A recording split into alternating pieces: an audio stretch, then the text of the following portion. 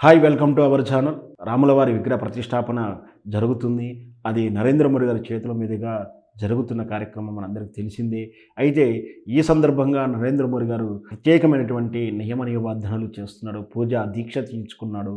11 రోజుల ఉపవాసం తీసుకుంటున్నాడు. ఉదయమే లేవడం, పూజ చేయడము, దాంతోపాటు సాత్విక ఆహారం తీసుకోవడం, ఉపవాసం ఉన్నందుకు కేవలం కొబ్బరి నీళ్ళు మాత్రమే స్వీకరించడం, దాంతోపాటు రామాయణానికి సంబంధం ఉన్నటువంటి పుణ్యక్షేత్రాలైనటువంటి ఉత్తర దేశంలోను, దక్షిణ దేశంలో ఉన్నటువంటి పుణ్యక్షేత్రాలను ఈ 11 రోజులు సందర్శిస్తున్న విషయం కూడా తెలుసు. ఆల్రెడీ నాసిక్‌లో పంచవటి పుణ్యక్షేత్రంలో నరేంద్ర మోడీ గారు పర్యటించడం జరిగింది. తర్వాత కేరళ గురువాయూర్ ఆలయాన్ని, ఇటీవల ఆంధ్రప్రదేశ్లో ఉన్నటువంటి వీరభద్ర ఆలయాన్ని కూడా సందర్శించడం జరిగింది.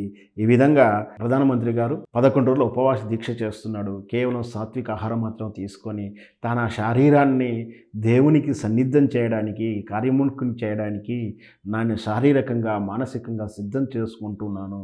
అందుకు ఈ ఉపవాస దీక్ష పూనుకున్నానంటూ తను ఆడియో సందేశాన్ని రిలీజ్ చేయడం జరిగింది.